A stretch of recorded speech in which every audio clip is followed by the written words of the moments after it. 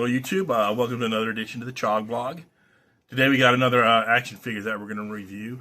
This one's from the year 1999, one of the biggest movies to ever come out that year, and that wasn't, of course, The Phantom Menace. That was the biggest movie, but this was kind of an unknown movie that just kind of slipped under the radar. And of course, that movie was The Matrix.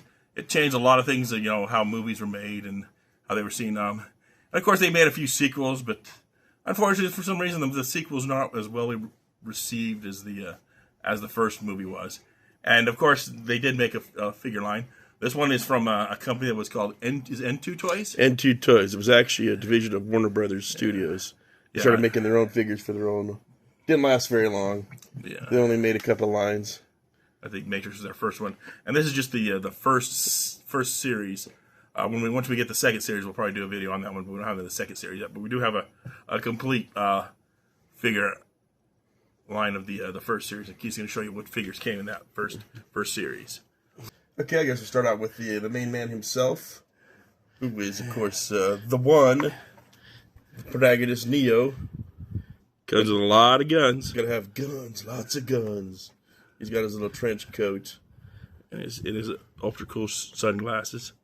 Like the sculpting's kind of basic on this. This is when toys were just starting to take a lot of cues from McFarlane and starting to make it a little more detailed, a little more posable. Yeah, it's very good sculpting. Yeah, not as posable as the later ones. It's a pretty good likeness of Keanu Reeves. And like I say, yeah, they're not as posable, but they still have they have some decent articulation. And of course, he's got all the guns that he needs. And that iconic trench coat that defined the era. And next up, we have 3 versions of Trinity. That's why she's called Trinity. Trinity, yeah. Of course, this is the first version, her super shiny outfit with her jacket. And shades. And her shades. Of course, she's got the guns, knives, all the weapons she needs. I don't remember her ever using a knife, though, in the movie. I don't either. I remember all the guns, but she has a knife. I don't know if she ever used it. Correct me if I'm wrong, but did she ever use a knife in the movie? Put it in the comments if you know, but I don't think she did. But this is the first version of Trinity, and then this is basically the same figure, just without the jacket. So she's got her naked arms. Yeah, because she actually spent most of the movie without her jacket on. But I like how they really got that little shiny texture to. Yeah, that's the thing you notice the most in the movie, how shiny her outfit is. Yeah, you can see the shine even through the plastic. Same weapons, the guns, the knife, submachine gun. Again, a knife she never uses. Yes, a lot of the figures come with a knife. I don't think anybody uses it. No. And this one, this is the exact same figure, except this time she does not have her signature sunglasses. Yeah, this was a mail away from Toy Fair, which also doesn't exist anymore. Yeah. Nothing from our era exists anymore. We're the only things that are still sticking around. Still sucking air. And then we have the supporting cast.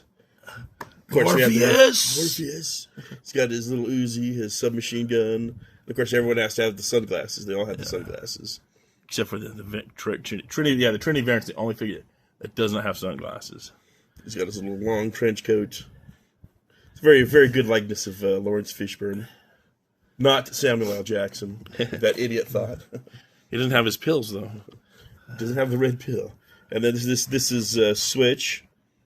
She's got her shiny white outfit, of course, sunglasses, her guns. I don't remember her having the submachine gun either, though. But she's got her all in silver to match her white outfit. Yeah. I guess. But of course, they had to give them all extra guns because the movie was quite violent. And then next up, we have Cypher, played by Joey Pants in the movie.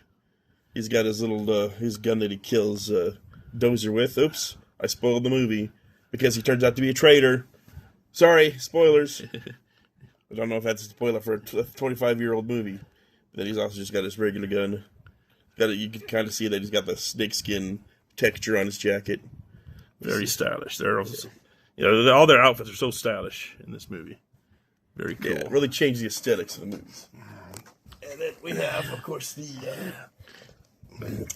main villain, the evil program Agent Smith. Mr. Anderson? in his regular tux. And he comes with a knife, too. And he comes with a knife, too. I don't remember any of these guys wearing a knife. But, oh, well. Can't have too many weapons. Yeah, that's true. And of course, he's got the shades as well. And then there's also a variant of Agent Smith. This time he is, let's say, a translucent figure, and he has all the Matrix code written on him. A pretty cool figure. I think this is exclusive to Previews magazine, which used to be a magazine where you could order comics and toys from. I don't think they exist anymore. No, everything that existed back then is gone. It comes with all the same weapons, the machine gun, pistol, and of course the knife he never uses in the film. But it's a really cool figure. Yeah, we got a couple of moose. We got Neo with his 2 submachine guns. He's the only figure of the line that has knee articulation for some reason. So he can do the bullet time. Yeah, look, we're just gonna see. He's got his signature trench coat. Got some flows out, and then we got Switch with her pistolas. Very white and shiny again. Very, very stylish. And then we have both versions of Agent Smith.